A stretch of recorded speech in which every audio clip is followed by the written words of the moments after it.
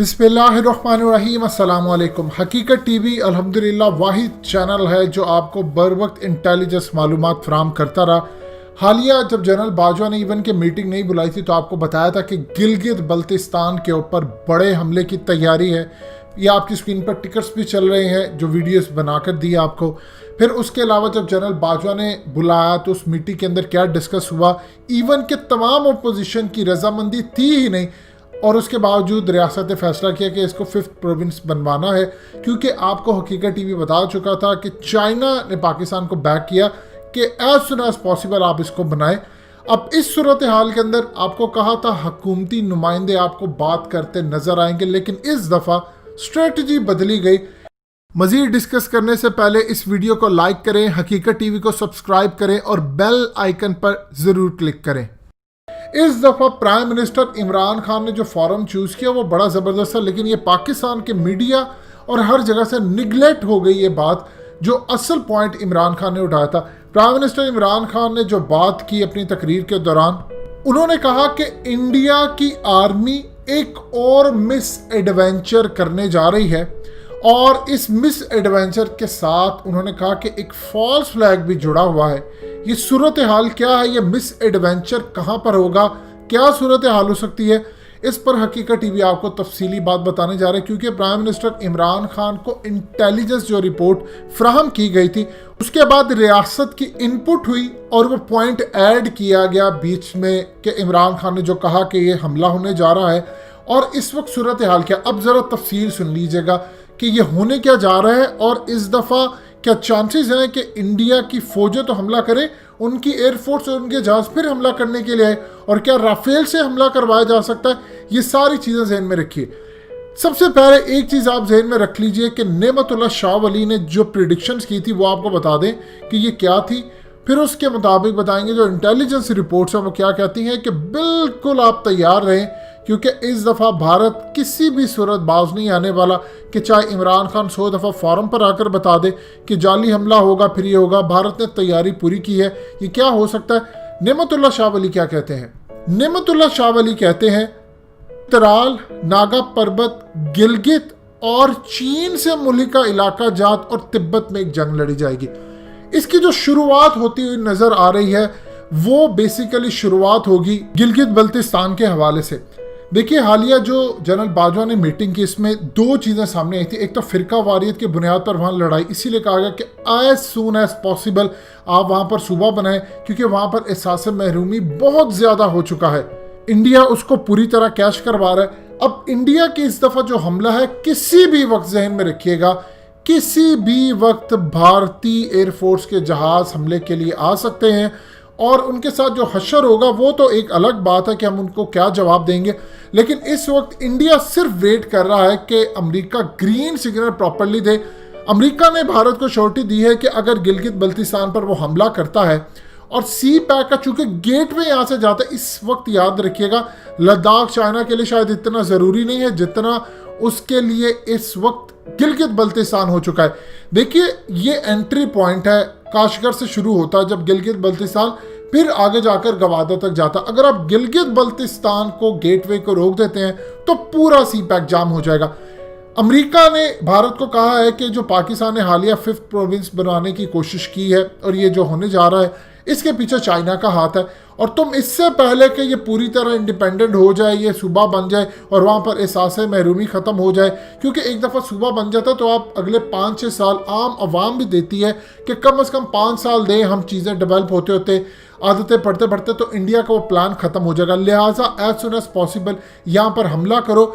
India इस चीज़ पर परेशान है कि हालिया जो बहुत सारे इवेंट्स हुए हैं, ये लद्दाख हो गया, दूसरे मामले हो गए, ट्रंप ने कभी भी नहीं कहा कि चीन की गलती है, चीन ने इलाकों पर कब्जा किया। ट्रंप हमेशा एक बात कहता रहा कि चाइना और इंडिया के दरमियान हम मेडिएशन का रोल प्ले करेंगे, मेडिएट करेंगे, हम बीच के अंदर आएंगे और इनकी सुलह करवाएंगे और मामला हल करवाने को तैयार है।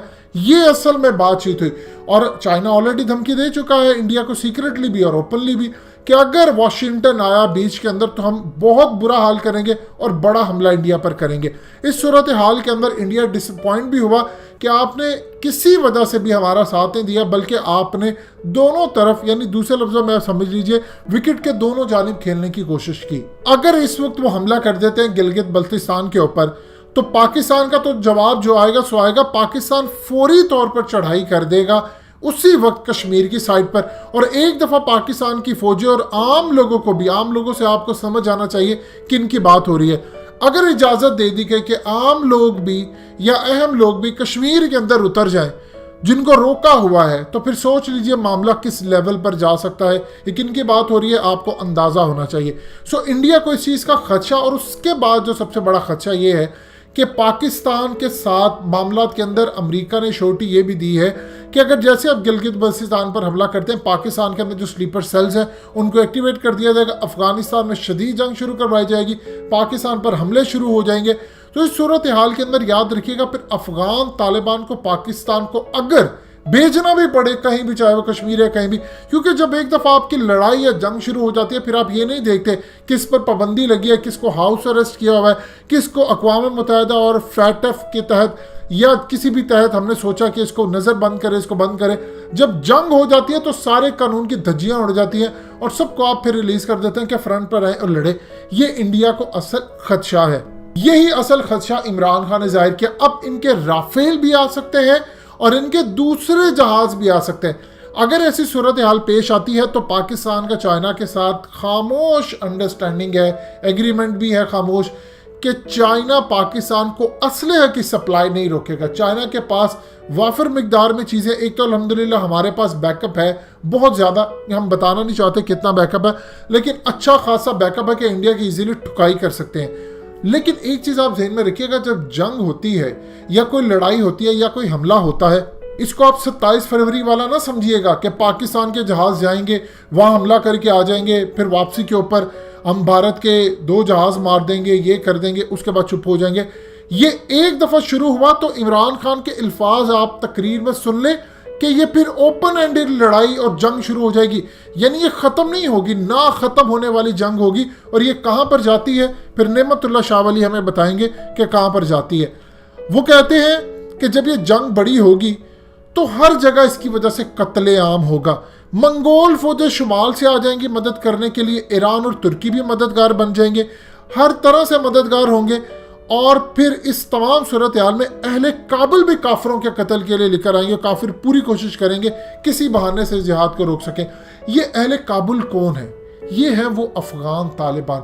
यही वो चीज़ें, अगर आपके मुल्क के अंदर नेमतुल्लाह शाह वली को डिस्कस कोई नहीं करता तो इसका ये मतलब नहीं है कि भारत के अंदर इसको डिस्कस नहीं किया जाता या यूएस के अंदर इसको नहीं पढ़ा जाता।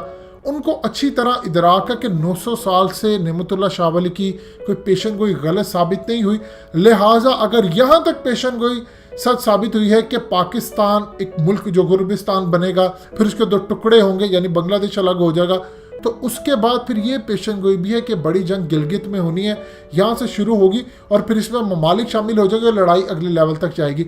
इसीलिए बार बार इंडिया रोक रहा है कि किसी तरह अफगान तालिबान ना यहाँ पर आ जाए।